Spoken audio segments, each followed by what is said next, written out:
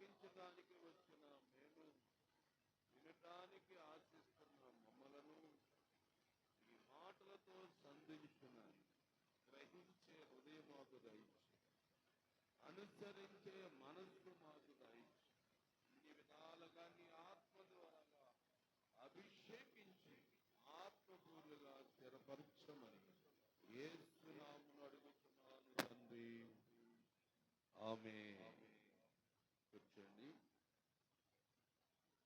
అందరూ కూర్చోండి.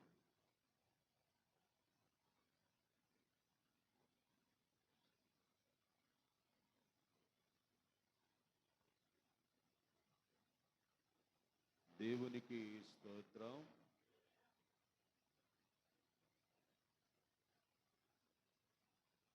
ప్రభునందు ప్రియమైన దేవుని సంగమా, పునరుద్ధానుడు పూజనీయుడైన యేసుక్రీస్తు వారి నామం పేరట మీ అందరికీ వందనాలు తెలియపరుస్తున్నాను. మంచిది. దేవుడు ఒక ఆలోచనతో మన దగ్గరున్న బైబిల్ గ్రంథాన్ని రాయించి పెట్టారు. ఈ బైబిల్ గ్రంథములో మనము చదువుతున్న ప్రతి అధ్యాయము, వచనాన్ని మనము జాగ్రత్తగా పరిశీలన చేస్తే దానిలో మనిషికి సంబంధించిన విషయాలు ఎక్కువగా రాయబడ్డాయి. మనిషికి సంబంధించిన విషయాలు ఎక్కువగా రాయబడ్డాయి. ఈ మనుష్యుడు ఎలా ఉండాలని దేవుడు కోరుకుంటున్నాడు, ఇది మనం ఈరోజు కొంచెం వాక్యం ద్వారాగా తెలుసుకుందాం. మనమందరము కూడా మనుషులమే కాబట్టి, మానవులమే కాబట్టి, ఒకవేళ ఇంతకు ముందే నీకు తెలిసి ఉంటే ఉండవచ్చు, ఇంతకు ముందు నువ్వు ఆలకించి ఉండవచ్చు. ఆలకించినా నీకు తెలుసుకున్నా దాని ప్రకారముగా మనం ఉన్నామా లేదా అన్నది ఈ పూట మనకి తెలియాలి. గత కాలములో చెప్పే ఉండవచ్చు, ఎక్కడో చోట వినే ఉండవచ్చు. ఏమండి, చెప్పేవారు ఉన్నారు, వినేవారు ఉన్నారు. కానీ దేవునికి ఎవరు కావాలి? చెప్పేవారు నేనున్నాననుకోండి, వినేవారు మీరున్నారనుకోండి, అంటే మన ఇద్దరితో సరిపోద్దా? కాదు. దేవునికి కావలసిన వారు కావాలి. దేవునికి కావలసిన వారు చెప్పేవాడు కాదు, వినేవారు కాదు. ఎవరంటే అనుసరించేవారు కావాలి. ఎవరు కావాలి? అనుసరించేవాళ్ళు కావాలి. మరి అనుసరించేవాళ్ళు కావాలి అని అంటే అది మనకు తెలియాలి కదా, అందుకు చెప్పేవాడు ఉండాలి కదా, మరి ఆలకించేవాళ్ళు కూడా ఉండాలి కదా. అందుకని మనందరం ఇక్కడ ఉన్నాం. ఓకేనా? అందుకే మనందరం ఇక్కడ ఉన్నాం. దేవుడు ఏమండి అన్ని రకాలుగా మన ప్రయోజనాల కొరకే మాట్లాడుతున్నాడు. కానీ దేవుడు మాట్లాడేటప్పుడు మాట్లాడే మాట కొందరికి నచ్చట్లేదు. బాగా అర్థం చేసుకోవాలి. కొందరికి చాలా ఇష్టం అవుతుంది. ఏంటి తేడా చెప్పాలి మీరు. ఏం బాబు? కొంతమందికి ఏమో నచ్చుతుంది, కొంతమందికి నచ్చట్లేదు. ఎందుకని నచ్చదు అంటే, ఎవరికి నచ్చదు అంటే, దేవునికి వ్యతిరేకమైన పనులు చేసి వస్తారు చూడండి ఆలయానికి. దేవునికి నచ్చని కార్యాలు చేస్తూ ఉంటారు భూలోకంలో, అట్టివారు ఆలయానికి వస్తారు. అలాంటి వారికి ఈ మాటలు హెచ్చరికగా ఉంటాయి, కాక గద్దింపుగా ఉంటాయి కదండి. అవి అలాంటి వారికి ఎలా ఉంటాయి ఈ మాటలు అంటే, ఏం చెప్పారులే పద్దాక అయ్యే చెప్తున్నారు కదా అని విసుక్కుంటారు, చిరాకు పడతారు, త్వరగా ముగిస్తే వెళ్ళిపోవాలనుకుంటారు. కానీ కొందరైతే దేవునికి ఇష్టమయంగా లోకములో జీవిస్తూ దేవుని చిత్తాన్ని జరిగించాలని ఆశపడుతూ ఉంటారు. వాళ్ళు ఆలయానికి వస్తారు.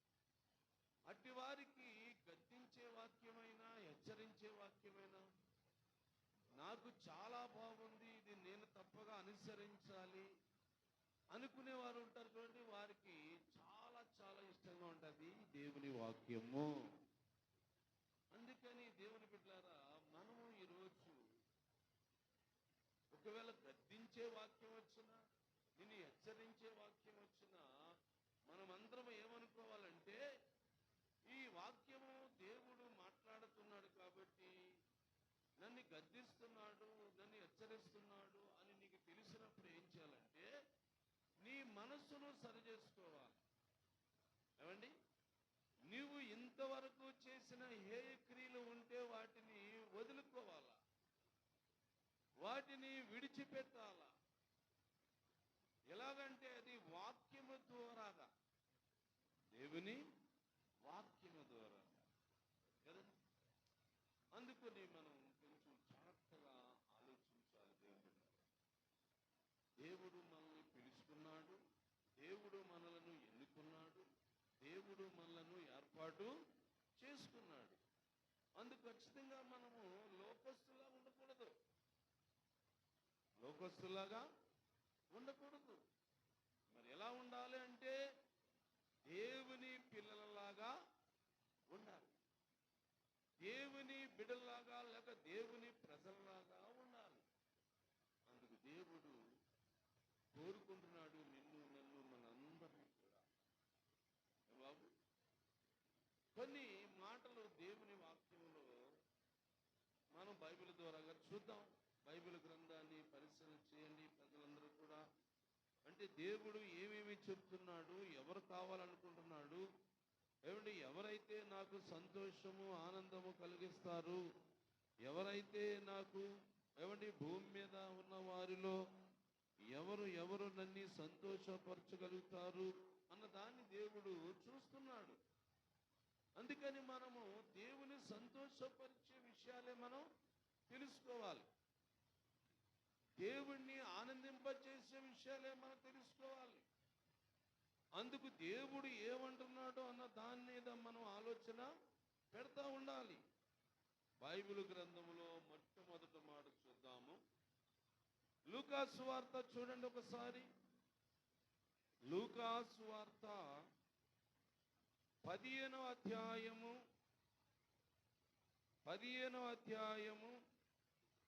10వ వచనం చదువుతారా? 10వ వచనము ఏంటమ్మా? బాగేనండి. అటువలే మారు మనసు పొందు ఒక్క పాపి విషయమై దేవుడు తన దూతల ఎదుట సంతోషము కలుగునని దేవునికి స్తోత్రం చెప్పండి. ప్రియులారా, దేవుడు మనుషులను చూసినప్పుడు, మనుషులన్నవారు భూమి మీద ఉన్నారు, వీళ్ళందరినీ చూస్తున్నప్పుడు ఈ మనుషులలో ఏముండాలని దేవుడు కోరుకుంటున్నాడని ఈ వాక్యం ద్వారా తెలుసుకుంటున్నాం. మనం బాగా గమనించాలి. మారు మనస్సు పొందాలంటండి. ఎవరు పొందాలి మారు మనసు అంటే? భూమి మీద నివసిస్తున్న మనుషుల్లో నుండి ఎంతమంది మారు మనసు పొందినా పర్వాలేదు. ఏమండి, 1,000,000 మంది, 1,00,000 మంది, లేక 10,000 మంది, లేక 100 మంది, ఏమండి, చివరికి దేవుడు అంటున్నాడు ఒక్క పాపి మారినా నాకు సంతోషం అంటున్నాడు. అంటే మనుషులలోని ఉన్న ఆలోచనలన్నిటికంటే మంచి ఆలోచన ఏంటంటారు? మారు మనసు పొందాలి అని ఆలోచించడం. మనము మారు మనసు పొందాలని దేవుడు కోరుకుంటున్నాడు. కాబట్టి తప్పనిసరిగా మారు మనసు మనిషికి అవసరమా కాదా? మారాలి, మారాలి, నీ మనసే మారాలి. మారిన మనసు దేవునికి ఇస్తే, దేవునికి స్తోత్రం. ఎవరికి ఫలితం ఉంటుంది చెప్పాలి? మారు మనసు పొందిన వ్యక్తికి ఫలితము. మారు మనసు పొందటానికి ప్రయత్నించే వ్యక్తికి ఫలితం, లాభం. ఆశిస్తాం కదండి మనం కూడా భూమి మీద ఉన్నంత వరకు. ఏమండి, మేలు జరగాలంటాం, మంచి జరగాలంటాం, లాభం రావాలంటాం కదండి. మరి లాభం రావాలి, మంచి జరగాలి, మేలు కలగాలి అంటే మనిషిలో ఏం కనపడాలా? దేవునికి మారు మనసు చాలా చాలా అవసరం అండి. ఈనాడు మనుషులైతే మార్పు చెందుతున్నారండి. ఎలా ఎలా చెందుతున్నారని చెప్పనా? నేను ఉదాహరణకి నా గురించి నేను చెప్తాను, వినండి. మీరు మీ గురించి చెప్తే మిమ్మల్ని ఎగతాళి చేసినట్టుగా ఉంటుంది. నా గురించి నేను చెప్తాను, బాగా. నేను 10 సంవత్సరాల వయసులో ఉన్నప్పుడు, ఏమండి, 10 సంవత్సరాల వయసులో ఉన్నప్పుడు ఎక్కడుండేవాడిని అంటే సముద్ర పొట్టిన ఆ గుడిసెల్లో ఉండేవాడు. అప్పుడు నా నివాసం ఎలాంటిదంటే, ఏమండి, అప్పుడు నివాసం ఎలాంటిదంటే చిన్న గుడిసె. వర్షం వస్తే కారిపోయేది, ఏమండి, ఎండ వస్తే లోపలికి వచ్చేసి ఆ గుడిసెకి తలుపు కూడా ఉండేది కాదు. అలాంటి నివాసంలో నేను నివసించాను. అప్పుడు నా వస్త్రాలు ఎలా ఉండేవో తెలుసా?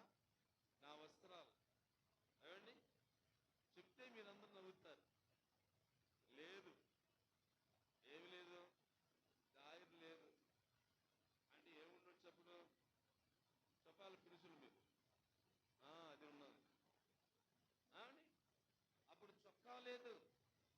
చొక్కా వల్ల ఇలాంటి చొక్కాలు లేవు. అప్పుడు ఏమున్నది?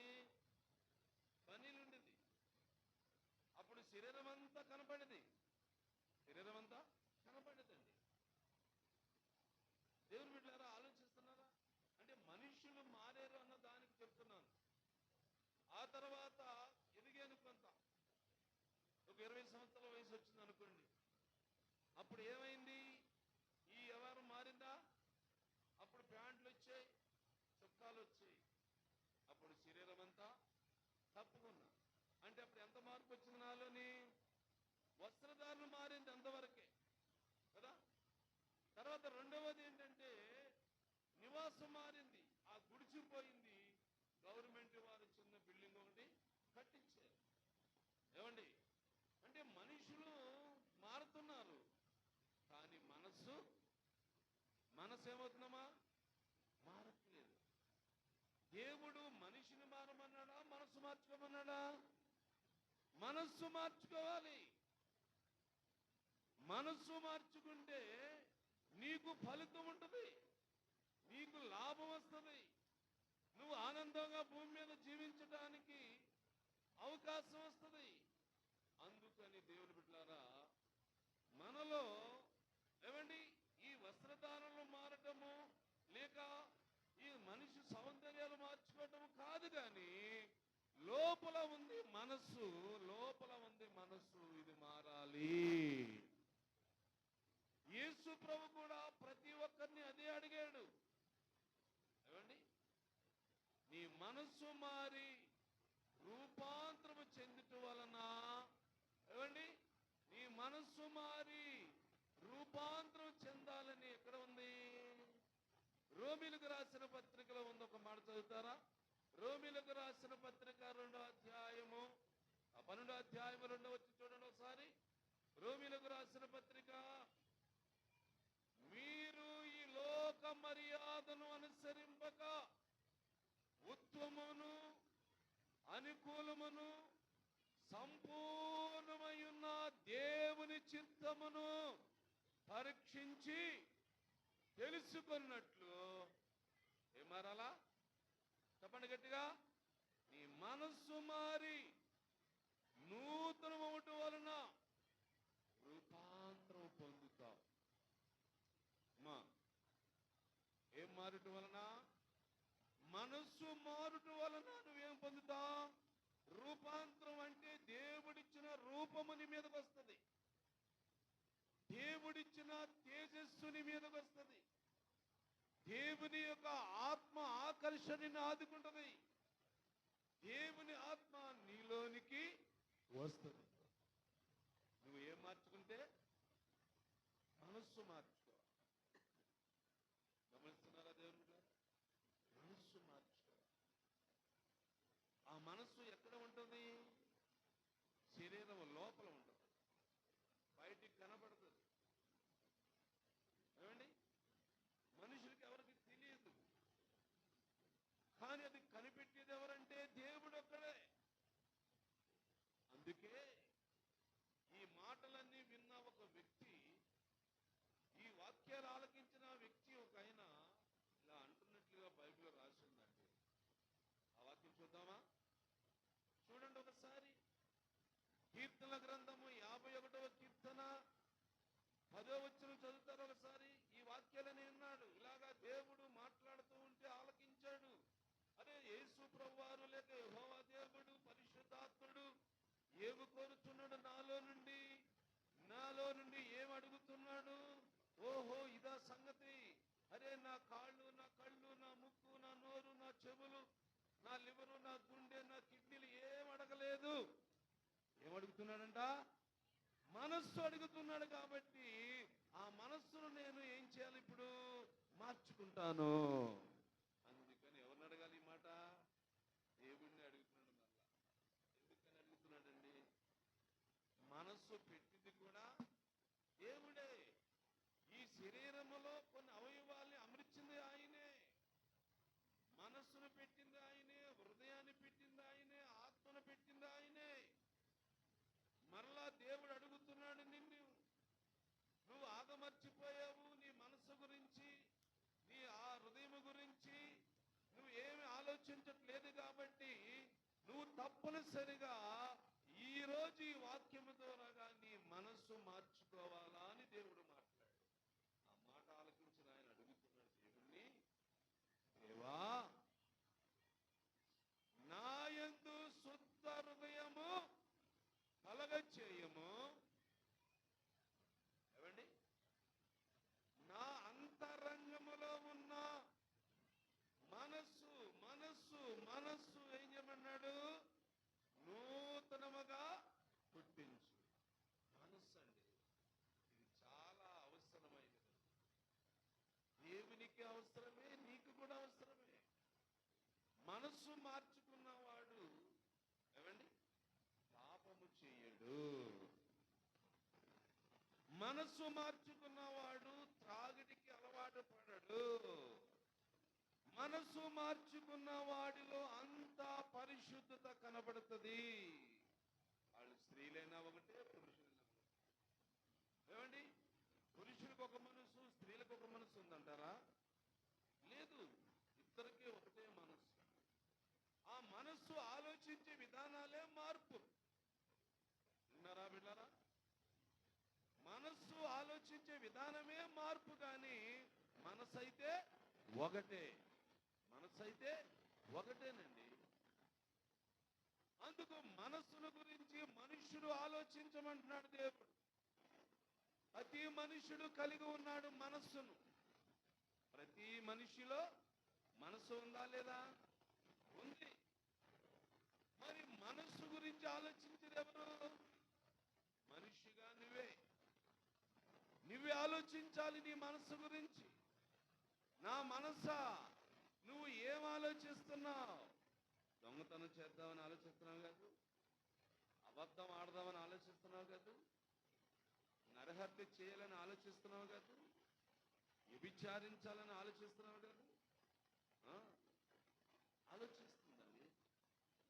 శరీర కోరికలు అవన్నీ, శరీర సర్దాలు అవన్నీ, శరీరానికి సంబంధించినవన్నిటినీ మనసు ఆలోచించి ఆ పనుల మీదే ప్రయాణము చేస్తుంది. ఎందుకంటే ఆ మనసు మారక మనసు మారని వారికి మార్పు తెలియక వాడు ఏం చేస్తా ఉంటాడు? పాపమే, అక్రమే, అన్యాయమే, మోసమే, అబద్ధమే, అసత్యమే ఏం చేస్తాడు. అట్టి వారిని చూస్తారు కొంతమంది. ఏమిట్రా ఇలా చేస్తున్నావు, ఇలా తిరుగుతున్నావు ఎందుకురా అని అడుగుతూ ఉంటారు. ఏమండి, అయ్యి నా ఇష్టమై నువ్వెవడో అడగటానికి అంటాడు వీడు కదా. నా ఇష్టమై నువ్వెవడో అడగటానికి, నా ఇష్టం, నాకు నచ్చినట్టు చేసుకుంటాను అంటాడు. ఎవడిడంటే మనస్సు మారనివాడు. అదే మనసు మారినవాడైతే ఏం చేస్తాడు బాబు? నీతిగా, నిజాయితీగా, యథార్థముగా, భక్తితో దేవునికి ఇష్టమైన క్రియలు చేస్తాడు. అట్టి వారికి మేలు, అట్టి వారికి మేలు. నీ ఇంటిలో మేలు రావాలి, నీ ఒంటిలో మేలు జరగాలి, నీ జీవితంలో మేలు కలగాలి అంటే తప్పక నీలో ఉన్న మనసు ఏమవ్వాలా? మారాలి, మార్పు చెందాలని దేవుడు ఆశిస్తున్నాడు. సహోదరులారా, మనిషికి ఆ మార్పు రావాలని దేవుడు కోరుకుంటున్నాడు. పరలోకములో ఉన్న దేవుడు నిన్ను చూసినప్పుడు ఈ భూమి మీద ఏమండి, దేవుని చిత్తమును నెరవేర్చే వ్యక్తిగా నువ్వు కనబడటమే దేవునికి ఇష్టము. దేవునికి ఇష్టం ఏమండి, దేవునికి ఇష్టం. అలాంటి వాడు ఆలోచన అంతా ఎలా ఉంటుందో తెలుసా? పైకి ఉంటుంది ఆలోచన. పైన ఏముంది ఏమండి? పైకి ఉంటుంది ఆలోచన అని ఉంది బైబిల్లో. ఉదాహరణకి ఏప్రిల్ రాసిన పత్రికలో ఉందనుకోండి, 11వ అధ్యాయము 10వ వచనం చదువుతూ ఉంటే అక్కడ ఒక ఆయన భూమి మీదే ఉన్నాడు, భూమి మీదే ఉన్నాడు.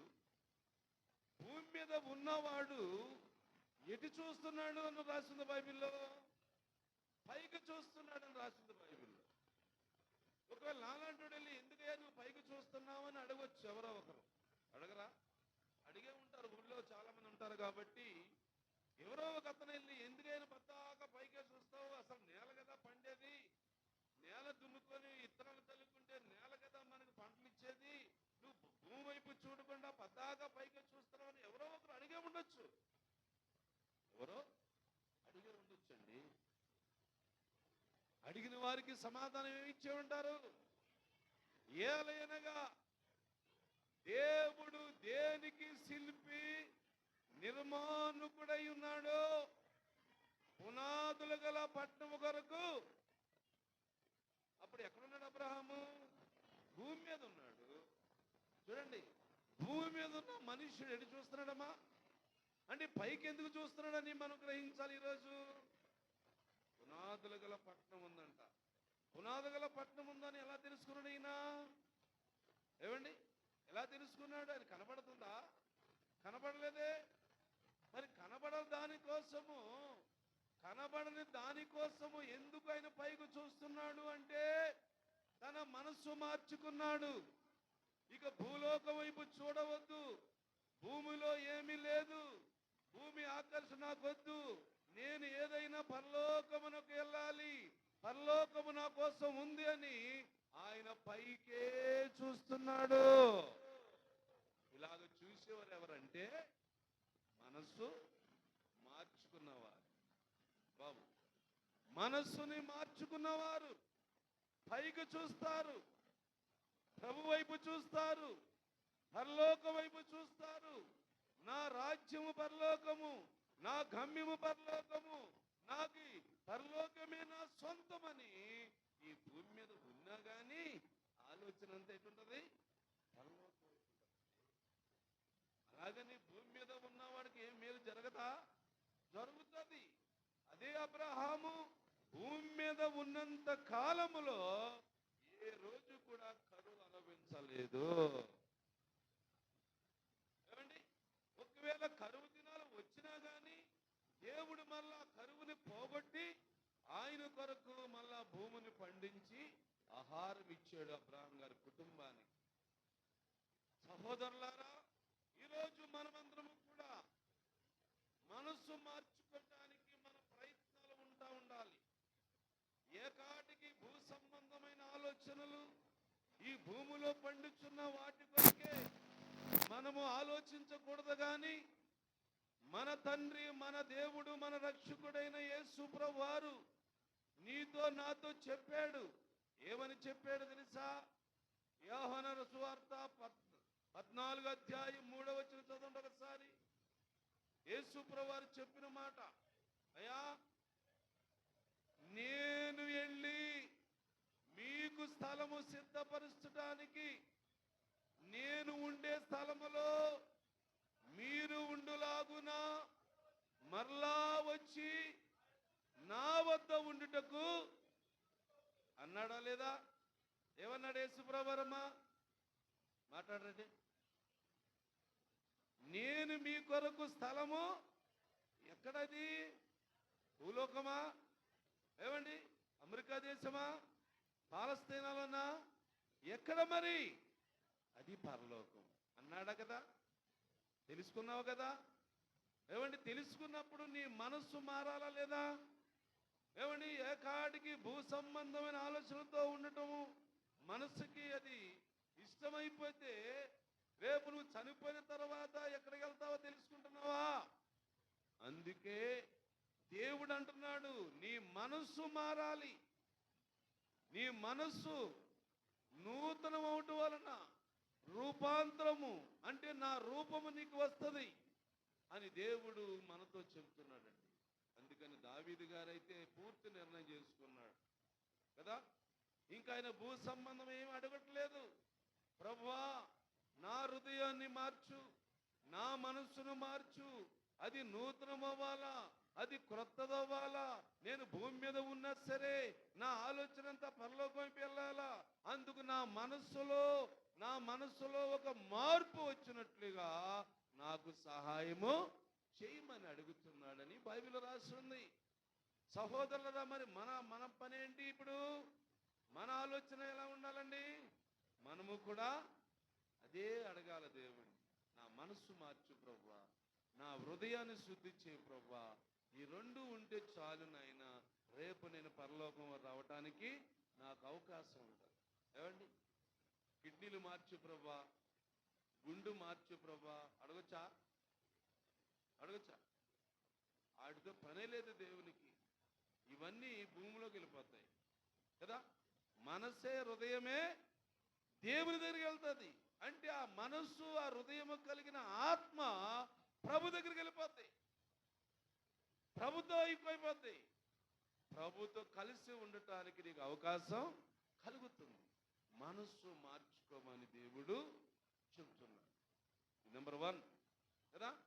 రెండవది చూద్దామా? రెండవది కూడా చూద్దాం. చూడండి ఒకసారి. బైబిల్ గ్రంథములో ఉన్న మాట, బైబిల్లో ఉన్న మాటే, మన సొంత మాటలు కావు. బైబిల్లో ఉన్న మాటే మనం చదువుకుందాం. లేవి కాండము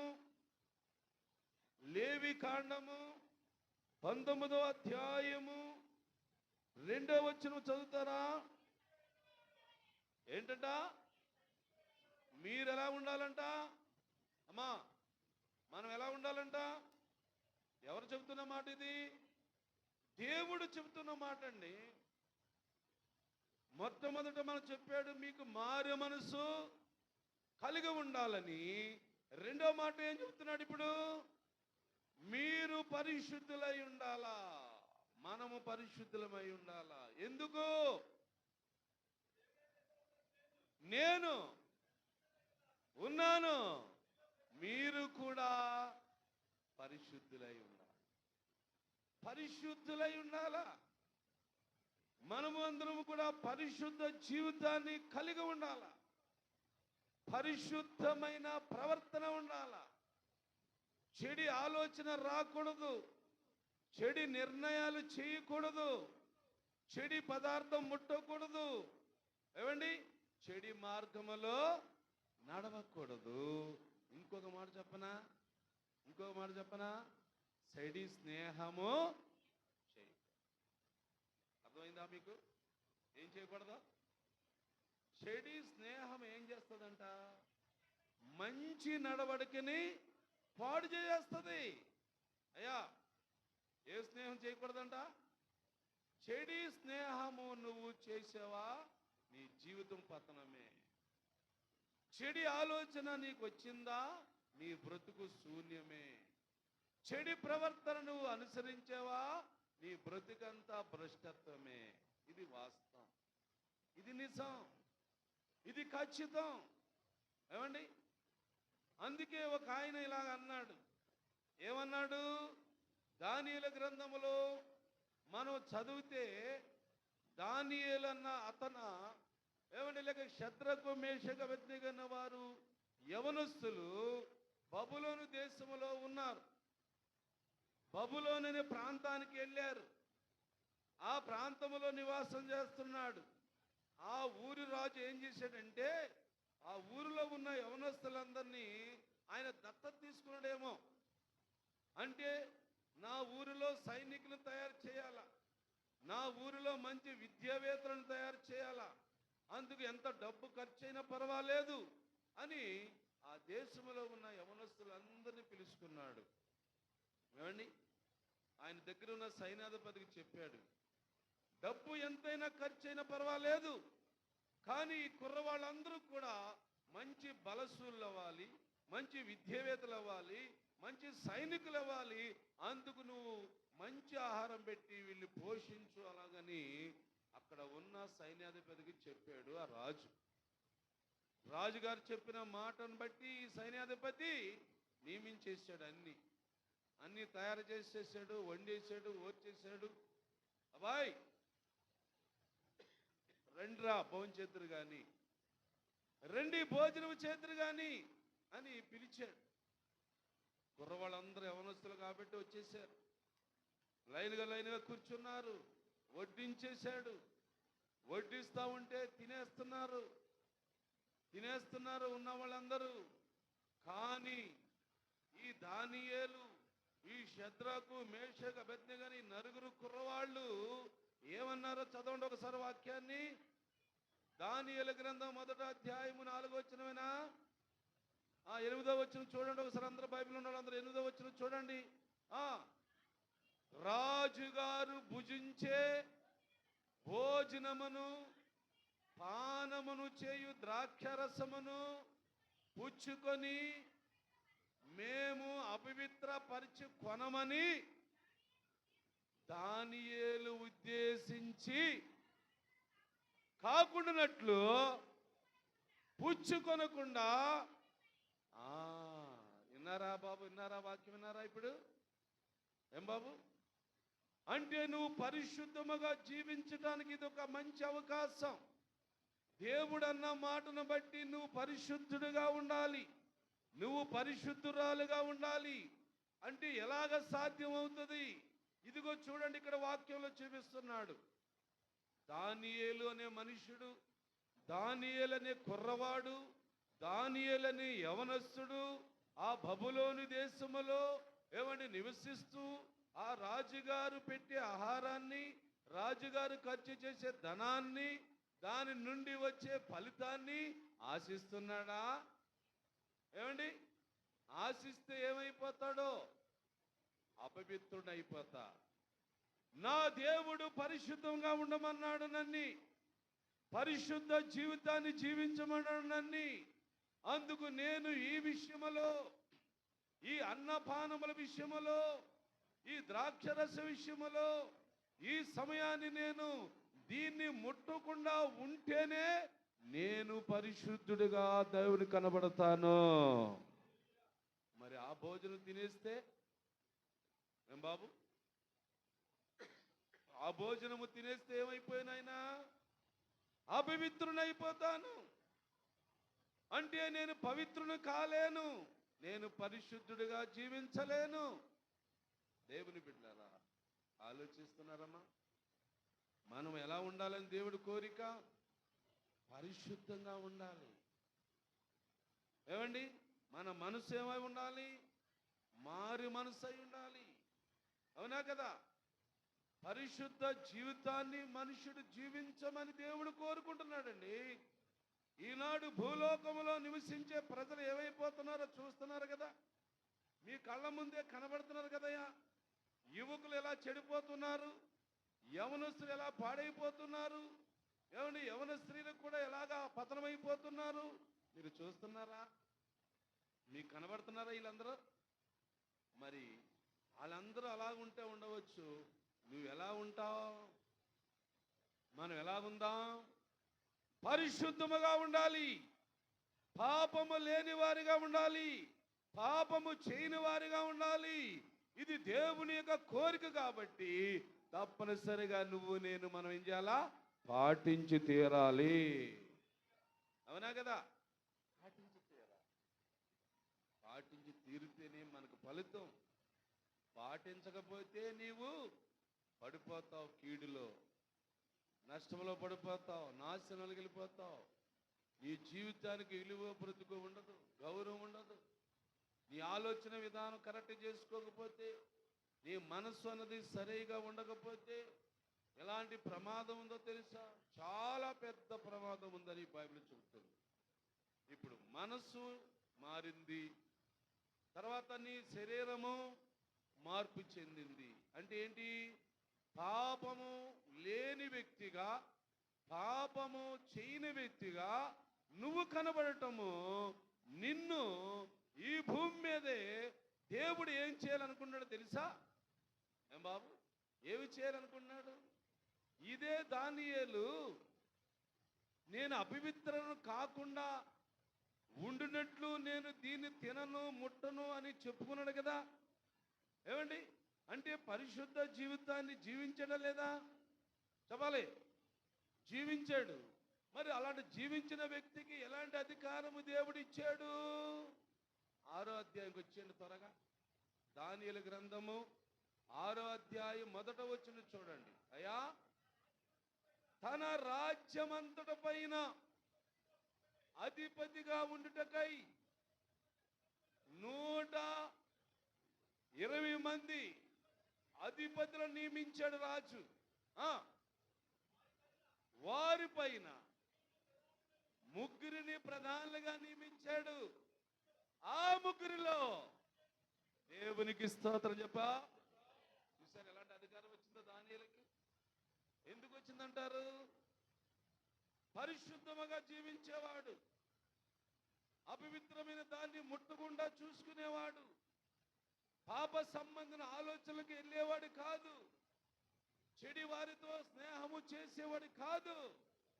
ఈ దానియేలు అండి. దేవుని బిడ్డలారా, యవనస్తులారా, మనమందరము కూడా మన తండ్రి అయిన దేవుని కొరకు పరిశుద్ధముగా జీవించాలి. నీ హృదయంలోనికి ఎటువంటి చెడిది రాకూడదు. ఒకవేళ ఉంటే దాన్ని ఖండించాయి, దాన్ని తొలగించడానికి నువ్వు సిద్ధపడాలా. ఒకవేళ ఇప్పటి వరకు పరిశుద్ధంగా లేకపోయామో, లేదా మారు మనసు దాకా రాలేదేమో, ఏమండి? ఇక మీదట ఏం చేద్దాం? పరిశుద్ధముగా జీవించడానికి మన ప్రయత్నాలు చేయాలి. మనసు మారినట్లుగా మనల్ని మనమే చూసుకోవాలి. అది ఎలా సాధ్యమండి అంటారా? బైబిల్లో ఉందమ్మా. అది నీ చేతిలోనే పెట్టాడు దేవుడు. అది నీ చేతిలోనే ఉంది, నువ్వే చేసుకోవచ్చు. నేను నీతిగా ఉండాలంటే నువ్వే, నేను నిజాయితీగా ఉండాలంటే నువ్వే. మరొక వ్యక్తి వచ్చి నేనేమి చేయలేరు. దాని అంతటికి కారణం నువ్వే. అందుకు ఒక వాక్యం ఉంది, నేను చూపిస్తాను, జాగ్రత్తగా చదువుతారా? ఏమండి? అలా పట్టుకోండి దానియేలు గ్రంథాన్ని, అలా పట్టుకోండి. ఇప్పుడు దాకా చదివిన వాక్యాలన్నింటినీ మరొక వాక్యం చూపిస్తాను, జాగ్రత్తగా మీరు చదువుకోండి. కొలస్సీలకు రాసిన పత్రిక 3వ అధ్యాయము 5వ వచనం చూడండి. అంటే మనిషిని నాశనం చేసే గుణాలు అక్కడ కొన్ని ఉన్నాయి, మనిషిని పతనము చేసే లక్షణాలు కొన్ని అక్కడ ఉన్నాయి. ఏమంటే మనిషినికి మేలు జరగనీయకుండా, దేవుని వల్ల ఫలము రానియకుండా ఆటంకపరిచే గుణాలు అక్కడ కొన్ని ఉన్నాయి. అవన్నిటినీ నువ్వు ఏం చేయాలో చూడు వాక్యం ద్వారాగా. చూడండి, భూమి మీద ఉన్న మన అవయవాలు అని ఉంది వాక్యంలో, బాగా గమనించండి. భూమి మీద మన అవయవాలంటే ఏమని చెప్తారు మీరు? కనిపించే అవయవాలుగా చెప్పండి. కనిపించే అవయవాలు: కాళ్ళు, చేతులు, కళ్ళు, చెవులు, నోరు, ఏమండి, ముక్కు, టోటల్గా ఈ శరీరం. ఇది భూమి మీద ఉండే అవయవాలు, కనిపించే అవయవాలు. ఏం బాబు, అర్థమవుతున్న వాక్యం? కనిపించే అవయవాలు ఇవి. కనిపించుకున్న అవయవాలు లోపల ఉన్నాయి. అవి కిడ్నీలు, లివరు, గుండె, ఏమంటే మనసు, హృదయం, ఇవన్నీ లోపల ఉన్నాయి. అంటే ఇప్పుడు భూమి మీద ఉన్న అవయవాలు అనే మాట మనం చదివాం. అంటే టోటల్ గా నీ శరీరము, నీ బాడీ నువ్వే. అర్థం చేసుకో. అంటే నువ్వు పరిశుద్ధముగా జీవించడానికి, నువ్వు మారు మనసు పొంది నా దేవుణ్ణి సంతోషపడతాను అనుకునే దానికి నువ్వు రావాలి అంటే ఇదిగో ఇక్కడ కొన్ని ఉన్నాయి. ఆ గుణాలను మనం ఆలోచిద్దాం. చదువు బాబు. ఒకటి ఏంటంట, జారత్వం. ఎవరు చేసే పని ఇది? అయ్యో గమనించండి, జారత్వం అన్న పని ఎవరు చేస్తారు? శరీరం చేస్తారు, నెంబర్ 1.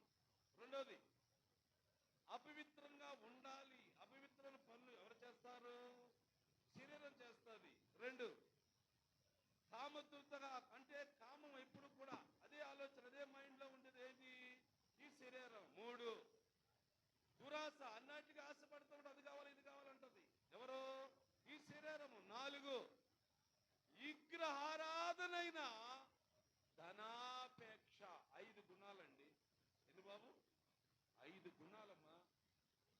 ఈ 5 గుణాలని అవి నీ శరీరములో కనబడుతున్నాయి.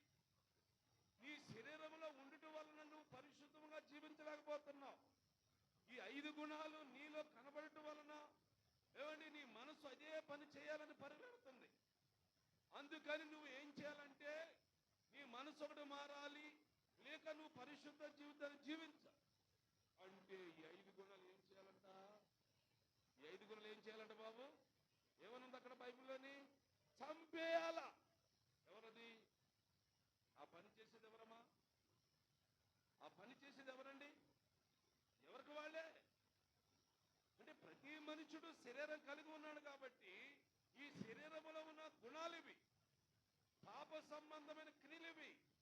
ఈ క్రియలు ఉండటం వలన నువ్వు పరిశుద్ధం అవ్వట్లేదు, పరిశుద్ధముగా జీవించలేకపోతున్నావు. దేవుడైతే పరిశుద్ధంగా ఉండండి బాబు అంటున్నాడు, పరిశుద్ధంగా ఉండండి అమ్మ అంటున్నాడు. ఎందుకంటే దేవుడు పరిశుద్ధుడు కాబట్టి మనము కూడా పరిశుద్ధం అయితే ఈ భూలోకంలో ఉన్నంత కాలము సంతోషము సమాధానముతో ఈ లోకం జీవితం అయిపోయిన తర్వాత రేపు పరలోకంలో దేవుడితో ఉండటానికి అందుకు పరిశుద్ధ జీవితము ఇక్కడ మనం జీవించాలని దేవుడు కోరుకుంటున్నాడు. అందుకని ఆ పరిశుద్ధ జీవితం రావాలంటే ఈ 5 గుణాలు ఏమవ్వాలా? చంపివేయబడాలా. స్త్రీలు కూడా ఆలోచించండి.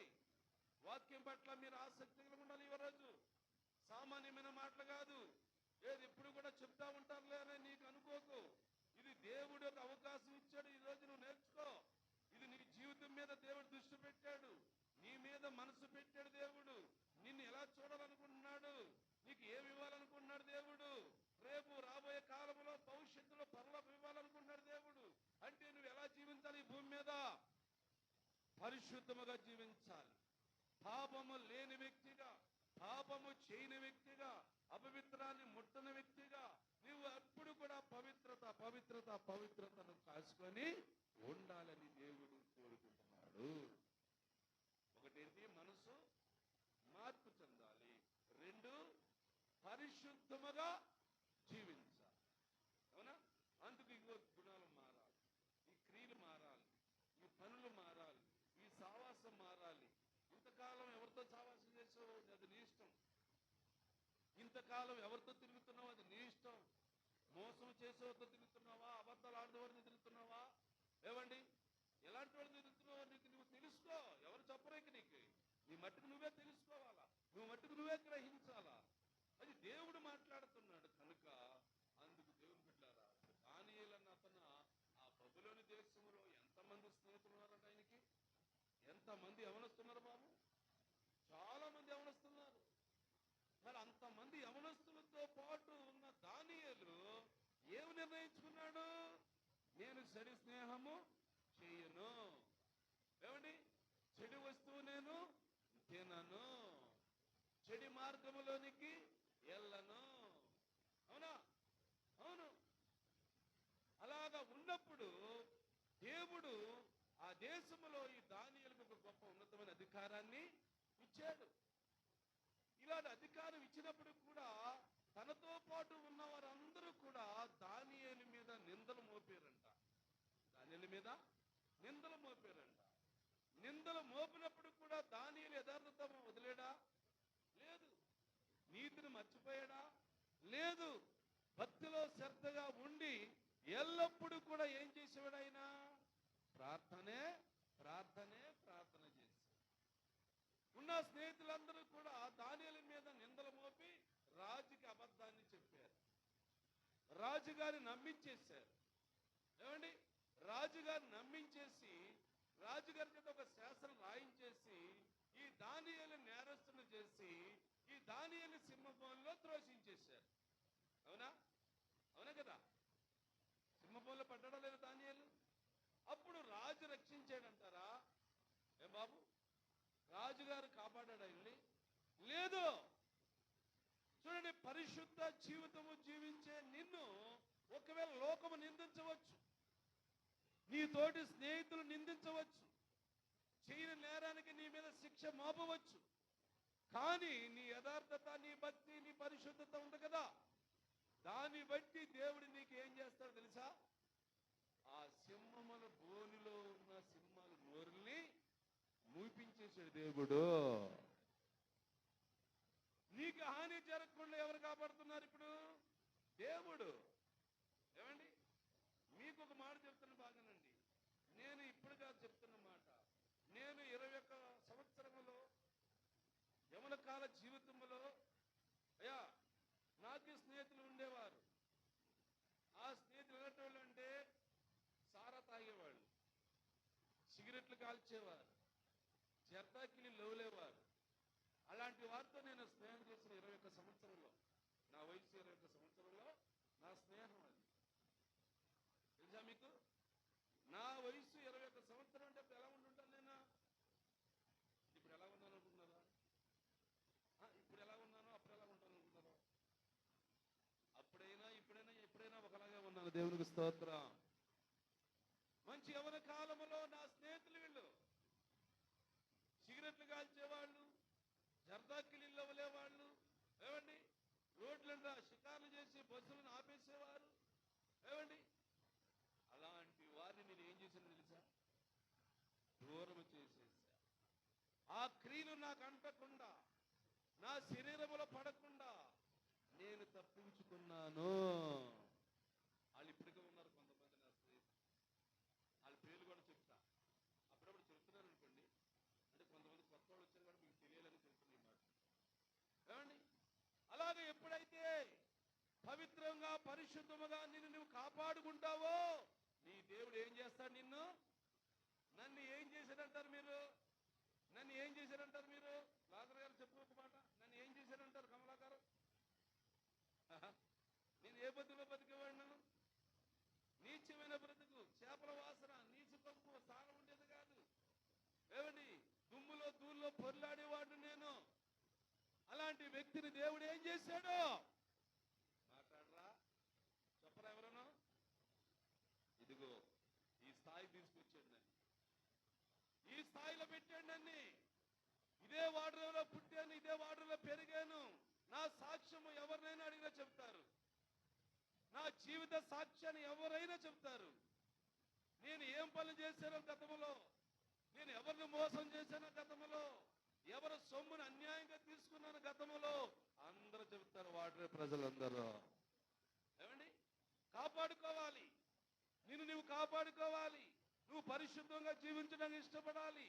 ఇదిగో దానియేలు దేవుడు యవన కాలములో అపవిత్రమైన ముట్టకుండా, పాప సంబంధాన్ని చేయకుండా, చెడి సావాసంలోకి వెళ్లకుండా జాగ్రత్త పడితే అలాంటి వారి మీద నిందలు మోపారు కొంతమంది. అయినప్పుడు కూడా రాజు ఏం చేశాడు? వాళ్ళ మాటలు నమ్మేసి ఏమండి అబద్ధ సాక్ష్యాలు పుట్టించి ఒక శాసనం రాయించి పెట్టేశారు. సింహం బౌలు త్రోసేశారు దానియేలు. దేవుడు ఏం చేశాడంటారు? సింహముల నోరు మూసేశాడు. నువ్వు పరిశుద్ధంగా జీవిస్తే దేవుడు అంత గొప్ప కార్యం చేస్తాడు. నువ్వు పరిశుద్ధముగా ఉండటానికి నువ్వు ప్రయత్నం చేస్తే దేవుడు అంత కాపుదలిస్తాడు. అప్పుడంటే ఏమండి అడవులో ఉన్న సింహాలు బోన్లో పెట్టేవాళ్ళు, కానీ ఇప్పుడే సింహాలు ఉన్నాయి తెలుసా మీకు? ఇప్పుడు ఏ సింహాలు ఉన్నా బైబిల్ చూపిస్తుంది చెప్తారా? ఏ సింహాలు ఉన్నాయంట? ఇప్పుడున్న సింహాల గురించి చూపిస్తుంది. ఒకసారి చూడండి, దెస్సలోనిక పత్రిక చూడమ్మా. దెస్సలోనిక రాసిన పత్రిక 3వ అధ్యాయంలో చూడండి ఒకసారి. దెస్సలోనిక రాసిన పత్రిక. ఈ సింహాలు ఎలాంటివి చూద్దాం, ఇప్పుడు తెలుసుకుందాం అందరం కలిసి. తెలుసుకుంటేనే మంచిది మనకు. ఇప్పుడున్న సింహాలు ఎలాంటివి చూడండి. మేము మూర్ఖులైన దుష్ట మనుషుల చేతిలో నుండి తప్పింపబడే నిమిత్తము మా కొరకు. ఇప్పుడు సింహాలకి అప్పుడు సింహాలకు తేడా ఏంటి? అప్పుడేమో అడవి సింహాలు బోన్లు పెట్టేవాళ్ళు, శిక్ష పడేవారికి ఆ సింహాలకు ఆహారం వేసేసేవారు. ఇప్పుడే సింహాలు ఉన్నాయంట. ఏమండి? దుష్ట మృగాలు అంటే దుష్టులు ఉన్నారు. ఇప్పుడు మనుషుల్లో దుష్టులు ఉన్నారు. ఏమండి? ఈ దుష్టులు ఏం చేస్తారు తెలుసా? చీల్చేస్తారు. ఈ దుష్టులు ఏం చేస్తారు తెలుసా? నిన్ను అవమానపరుస్తారు. ఈ దుష్టులు ఏం చేస్తారు తెలుసా? నిన్ను గాయపరుస్తారు. ఈ దుష్టులు ఏం చేస్తారు? నిన్ను నష్టపరుస్తారు. నీకు అవమానం కలిగించాలని ఆలోచిస్తారు. అందుకని నీకు కాపుదలేంటి? ప్రార్థన. అదే కదా పౌలు గారు అన్నది అక్కడ. దుష్టు మనుషుల చేతిలో పడకుండా తప్పించబడే నిమిత్తము నా కొరకు మీరు. అంటే నా కొరకు ఎంతమంది ప్రార్థన చేస్తున్నారు ఇప్పుడు సంఘంలో? అంటే మీరందరూ ప్రార్థన చేసేవాళ్ళే. అందుకే ఈరోజు ఇంత గొప్ప సేవ చేయగలుగుతున్నాను. ఇంత దేవుని గొప్పతనాన్ని నేను చెప్పగలుగుతున్నాను. సంఘస్థులు, విశ్వాసులు నా కొరకు ప్రార్థన చేయడం ద్వారా ఏ గ్రామంకి వెళ్ళి సరే మళ్ళా క్షేమంగా తిరిగి వస్తున్నాను కదా. ఎన్ని గ్రామాలు తిరిగాము స్టెఫన్ గారు మనం గతంలో? చాలా గ్రామాలు వెళ్ళి సువార్త చెప్తాను. ఆ గ్రామాలు ఎలాంటి పెద్దగా భయంకరమైన మనుషులని చెప్పారు. కానీ వాళ్ళ చేతుల్లో పడకుండా తప్పించబడ్డామంటే విశ్వాసుల యొక్క ప్రార్థనే. అందుకే దేవుని బిడ్డలారా, మీరందరూ కూడా ఈరోజు దేవుని వాక్యమును బట్టి దేవుని యొక్క మాటను పూర్తిగా అర్థం చేసుకోండి. ఈ సమాజంలో దుష్ట మృగాలు ఉన్నాయి బాబు. మిమ్మల్ని గాయపరిచే మృగాలు ఉన్నాయి. మిమ్మల్ని బాధ పెట్టే మృగాలు ఉన్నాయి. మీకు ఇబ్బంది కలుగజేసే మృగాలు ఉన్నాయి. ఆ మృగాల చేతిలో పడకుండా తప్పించబడాలంటే నువ్వేం కలిగి ఉండాలా? ప్రార్థన కలిగి ఉండాలా. ప్రార్థన కలిగి ఉంటే తప్పనిసరిగా నువ్వు తప్పించబడతావు. దానియేలు ఏం కలిగి ఉన్నాడు? ప్రార్థన శక్తి కలిగి ఉన్నాడు. ప్రార్థనతో సింహాల నోర్లు మూయగలిగాడు. ఏమండి?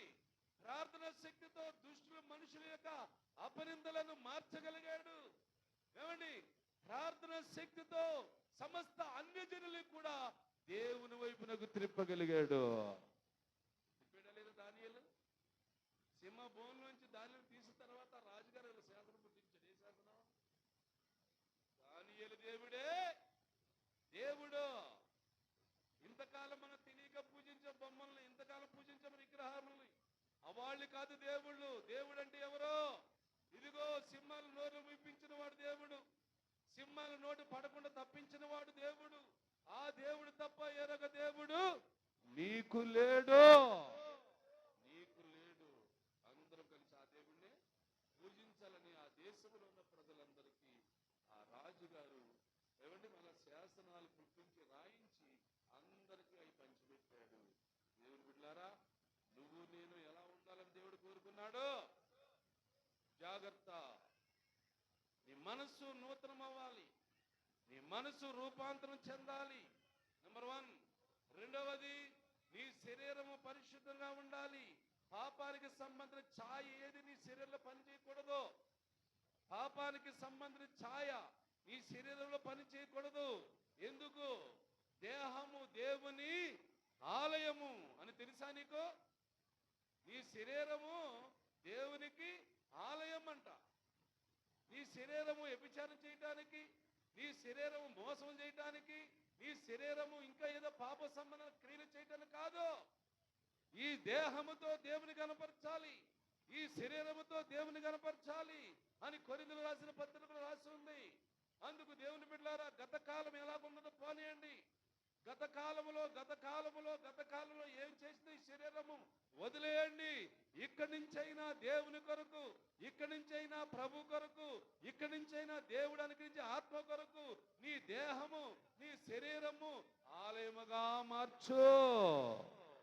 ఆలయముగా మార్చు. ఆలయముగా మార్చాలి. దేవుడు నివసిస్తాడు. నీ శరీరములో దేవుడు నివసించాలి. నీ హృదయములో దేవుని వాక్యం ఉండాలి. నీ మనసులో దేవుని ఆలోచనలు ఉండాలి.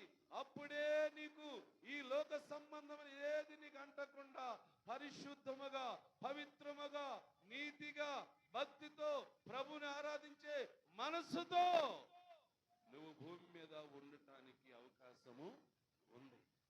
మరి ఉందామా? ఏమండి, ఇప్పుడు ఎన్ని చూసాం మనం? ఏమేమి చూసాం? మనస్సు మారాలి. రెండవది మనిషి పరిశుద్ధముగా జీవించాలి. ఇక మూడవది చూసి ముగిస్తాను. ఏం బాబు? మూడవది చూపించి ముగిస్తాను. వాక్య ప్రకారం చూడండి. వాక్య ప్రకారంగా చూడండి. బైబిల్లో ఉన్న మాట చూడండి. వాక్య ప్రకారం నిర్గమకాండములకు రండి. ఇప్పుడు నిర్గమకాండములకు రండి. నిర్గమకాండములకు రండి. ఒకటి మనసు చూసాం, రెండు శరీరం చూసాం, మూడవది ఏంటో చూసి ముగించేసుకుందాం. గుర్తు పెట్టేసుకుని అందరూ గీట్లు పెట్టేసుకోండి బైబిల్లో. ఇలా అయితే మీ బైబిల్లో గీట్లు పెట్టేసుకోండి. రేపు ఎప్పుడైనా మళ్ళీ చదువుకున్నాడు గుర్తుకొస్తాను మనకు బాగా చూడొచ్చు. మనం నిర్గమకాండం 19వ అధ్యాయము, నిర్గమకాండము 19వ అధ్యాయము 10వ వచనం చదవండి. ఇప్పుడు ఏదో రావాలో బాగా గమనించండి దేవుని బిడ్డలారా. యెహోవా దేవుడు మోషేతో మాట్లాడుతున్నాడు. ఏమని? నువ్వు ఎక్కడికి వెళ్ళాలంట మోషే గారు? ఏమా ఇంట్లో ఆయన ఉండకూడదా? ఆయన పని ఆయన చేసుకోకూడదా? ఆలోచించండి. మోషేతో దేవుడు అంటున్నాడు, నువ్వు ప్రజల దగ్గరికి వెళ్ళయ్యా, ప్రజల దగ్గరికి వెళ్ళు, ప్రజలకు ఈ సంగతి చెప్పు. నువ్వు ఏ సంగతి నాయనా, ఏ సంగతి ప్రభా నన్నే చెప్పంటున్నావు? మరి నేను వెళ్ళి చెప్తే వింటారా వాళ్ళు? ఇదేంటి, వాళ్ళ పనులు వాళ్ళు చేసుకున్నారు కదా, వారి కార్యక్రమం వాళ్ళు చేసుకున్నారు కదా. లేదురా నాయనా, వారు చేసే పనులు నాకు నచ్చట్లేదు, వారు చేసుకునే కార్యక్రమాలు నచ్చట్లేదు. ఏం చేస్తున్నారు వాళ్ళు? ఏం చేస్తున్నారో తెలుసా? ఇప్పుడు పాతకాలంలో పద్ధతి ఒకలాగుంది, ఇప్పటి కాలంలో పద్ధతి ఒకలాగుంది. ఏంటో చూద్దాం, చెప్తాను తర్వాత నేను మీకు. చెప్పండి, ఇప్పుడు చదవండి. నేడును రేపును వారిని పరిశుద్ధపరచుము. ఎవరికోలా? ఎవరి పట్ల? ఈ బట్టల గురించి ఒక ఇష్యూ నేను మీకు చెప్పాలనుకుంటున్నానండి. ఇన్నాళ్ళ బట్టలు ఉతుక్కునే తీరు ఎలాగుండదమ్మా? ఇప్పుడు బట్టలు ఉతుకుతున్నారు. ఇప్పుడు తీరు ఎలా ఉంది బాబు? ఇప్పుడు అన్ని కంప్యూటర్ సిస్టమ్ వచ్చేసిందంట. వాషింగ్ మిషన్లు అంట. దాంట్లో వేసేయడం, తీసేయడం, ఆరేసేయడం. ఏ చీర మురికైనా వదులుతుందా? ఏ చొక్కా మురికైనా వదులుతుందా? అంతకుముందు బట్టలు ఎలా ఉండి సాకిరి వేసేవాళ్ళు, వాళ్ళు ఉడకబెట్టేవాళ్ళు, వాళ్ళు బండ మీద బాదేవాళ్ళు, దాన్ని ఉతికి ఆరేసేవాళ్ళు, తెల్లగా వచ్చిందాకా ఉతుకుతానే ఉండేవారు. దేవుడికి స్తోత్రం. ఇప్పటికప్పుడు తేడా బట్టలు తోటం. ఈ బట్టల తోటం ఉందా బైబిల్లోని? ఉందా? మోసేతో చెబుతున్నాడు దేవుడు, మోసే ఈ ప్రజల దగ్గరికి వెళ్ళి చెప్పు, వీళ్ళు పరిశుద్ధపరచబడ్డారు, కానీ వారి వస్త్రాలు అయితే కొంచెం మైలు వస్త్రాలు కనబడుతున్నాయి నాకు. వారి వస్త్రాలు మురుగుతో కనబడుతున్నాయి నాకు. వస్త్రం కూడా పరిశుభ్రంగా ఉండాలని దేవుడు కోరుతున్నాడండి. ఆలోచిస్తున్నారా? వస్త్రము ఈయన మాట మీద మనం ఆలోచిద్దాం. ఇప్పుడు దేవుడైతే ఏం చెప్పాడు? వారు తమ బట్టలు ఉదుకొని 3వ నాటికి సిద్ధముగా ఉండాలి. ఇప్పుడు సిద్ధపాటు ఏది కావాలి? ఇప్పుడు మనసు మారింది, నెంబర్ 1. రెండవది ఏమంటే శరీరం మారింది, అంటే పరిశుద్ధమైంది. ఇప్పుడు 3వది ఏంటి అంటాడు దేవుడు? వస్త్రం మారాలి. ఈ వస్త్రం మురుగుతో ఉంది, ఈ వస్త్రం మట్టితో ఉంది. ఈ మట్టి పోవటానికి సాకిర వేస్తున్నావా, లేదు వాషింగ్ మిషన్లో వేస్తున్నావా? చూస్తున్నావా సార్ ఎప్పుడైనా? ఈ మురుగు పోగు ఇవి కాదు నిన్ను మురుగు పోగొట్టేది. ఒకటి ఉంది, దానిలోని నీ వస్త్రాలు కడగాలి, దానిలో నీ వస్త్రాలు ఉతకాలి. ఆ వస్త్రములన్నీ తెలుపవ్వాలి, తెలుపు చేయబడాలి. నీ మనసు మారింది, రైట్. నీ శరీరం మార్చుకున్న పరిశుద్ధంగా ఉంది, రైట్. ఇప్పుడు మూడవది ఏంటి? నువ్వు వేసుకునే వస్త్రం మారాలంటున్నాడు దేవుడు. మార్చుకుందామా? మార్చుకుందామంటే ఏం చేస్తున్నారా? ప్యాంటు చొక్కా తీసేసి ఇప్పుడు జీన్ ప్యాంట్లను తీసి అట్లా మార్చుకున్న బట్టలు మార్చుకోమన్నాడు కదా పాస్ గారు, కదండి. మోసే గారు బట్టలు మార్చుకున్నాడు కదా అని ఏం చేస్తున్నారు ఇప్పుడు? ఏమండి, ఇప్పుడు కటింగ్ లేదు, కుట్టు లేదు, రెడీమేడ్ వచ్చేస్తున్నాయి అంతా. ఈ మార్చుకోవడమా? ఇదా మార్చుకోవడం అంటే? ఇది కాదు మారటం. చూద్దాం, వాక్యంలో ఉంది ఏది మారాలో.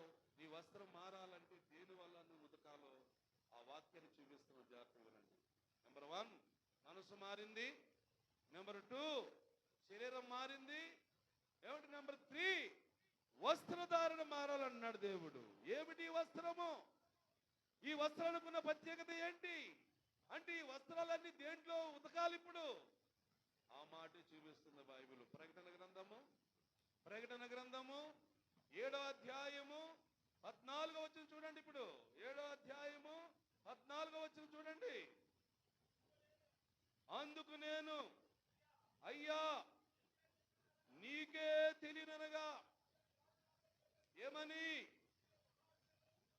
వచ్చిన వారు గొర్రె పిల్ల రక్తములో తమ వస్త్రములను ఉదుకునేవారు. అవును, ఏం చేయబట్టిందమ్మా? వస్త్రాలు ఎక్కడ ఉతికారు? వాషింగ్ మిషన్ వేసారా? నో. ఏమండి, సాకరే వేసారా? నో. ఎక్కడ వేసారు ఈ బట్టలు? అటుకెళ్ళి గొర్రె పిల్ల రక్తము, యేసు రక్తములో నీ వస్త్రము కడుక్కోవాలా, నీ వస్త్రం ఉతకాలి, నీ వస్త్రం శుద్ధి చేయబడాలి. ఎందుకు? రేపు రాబోతున్న దేవుని దగ్గరికి వెళ్ళాలంటే నువ్వు సిద్ధపడాలి. ఏమండి, ఏ వస్త్రం తొడుక్కు వెళ్ళాలి ఇప్పుడు? ఉదాహరణకండి, ఆలయానికి ఏ వస్త్రంతో వస్తున్నాం? మురికి పడుతూ వస్తున్నామా, ఉతికి పడుతూ వస్తున్నారా? అవునా కదా? ఇదొక తెలిసిన సంగతి నీకు. ఆలయానికి వస్తే ఉతికిన బట్టలు వేసుకొస్తాం, ఇస్త్రీ చేసిన బట్టలు వేసుకొస్తాం, అది బీరువాలో ఉన్న బట్టలు తీసుకొస్తాం, అందా కదా? మరి రేపు యేసు ప్రభుని ఎదుర్కోవాలి. అప్పుడు ఏ వస్త్రం వేసుకుంటావు? ఈ పని చేస్తాయా? ఈ వస్త్రాలు పని చేస్తాయా? ఈ వస్త్రాలు పని చేయబండి. ఈ వస్త్రాలు పని చేయాలంటే దేనిలో ఉతకాలా? గొర్రె పిల్ల రక్తము అనగా క్రీస్తు యేసు రక్తములో నీ వస్త్రం ఏమవ్వాలా? తెలుపు చేయబడాలి. ఇప్పుడు రంగు బట్ట వేసుకున్నాను నేను కదా, నల్లబట్ట వేసుకున్నాను. ఈ నల్లబట్ట ఏమవుతుంది? రేపు రక్తంలో కడిగితే తెలిపైపోద్ది. తెల్లగడి మహిమ దగదగా దగదగా మరిచే వస్త్రము నువ్వు ధరించుకున్నావు. రా పెళ్లి కుమార్తె, రమ్ము అని నిన్ను నన్ను మనందరూ దేవుడు ఆహ్వానిస్తాడు. అందుకు దేవుని బిడ్డలారా, మార్చుకోవాలి మనసు, మార్చుకోవాలి నీ శరీరము, మార్చుకోవాలి నీ వస్త్రము కూడా మార్చుకోవాలని దేవుడు చెప్తున్నాడు. ఎందుకంటే రేపు దేవుడు ఎదుర్కోవాలి. రేపు ప్రభు వస్తున్నాడు మనకి. యేసు ప్రభు వారు రెండో రాకడ సమీపంగా ఉంది. యేసు ప్రభుతో కలుసుకోవాలంటే మనసు మారాలి. ఏమండి, నీ దేహం మారాలి, నీ దేహంలో ఉన్న చెడు క్రియని పోవాలి. అప్పుడు మూడవది ఏంటి? నీ వస్త్రము మైల మరక పోవాలి, మురుకు మట్టి పోవాలి. తెల్లని వస్త్రములతో అలంకరించబడిన వారై యేసు ప్రభువాన్ని ఎదుర్కోవటానికి మనము సిద్ధము చేసుకోవాలి. మనల్ని మనం సిద్ధం చేసుకోవాలి. ఏమండి, ప్రతి మనిషికి మనసు ఉంది కదా, 1. ప్రతి మనిషికి శరీరం ఉంది కదా, 2. ప్రతి మనుషుడు వస్త్రాలు ధరించుతున్నాడా లేదా, 3. ఇవన్నీ ఎవరు ఉన్నాయంటే మనిషికి ఉన్నాయి. అందుకే మనుషులతో దేవుడు మాట్లాడుతున్నాడు, మనుషులతో దేవుడు చెబుతున్నాడు, మానవులతో దేవుడు మాట్లాడుతున్నాడు, నరులకు మనతోనే దేవుడు తన చెబుతున్నాడు. అందుకని ఈ రోజు నా మాటలను బట్టి నీ జీవితంలో, నీ బ్రతుకులో, లేక నీ శరీరములో పాత అలవాట్లన్నీ పాతి పెట్టాయి, పాత అలవాట్లని చంపేయి, క్రొత్త అలవాట్లు నేర్చుకో.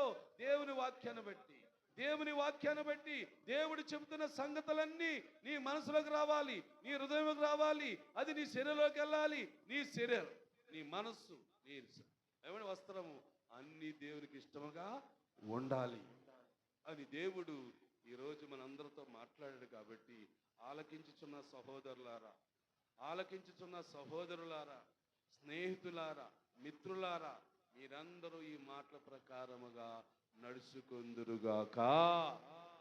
ఈ వాక్యాన్ని మన ఇడుకలో దేవుడు దీవించునుగాక. రాబోయే కాలానికి మనందరినీ దేవుడు సిద్ధపరిచి నడిపించునుగాక. ఆమేన్, ఆమేన్, ఆమేన్. సాక్ష్యాలు ఎవరైనా ఉన్నారా? సాక్ష్యం చెప్పేవారు ఎవరున్నారా? మౌతి బాబు.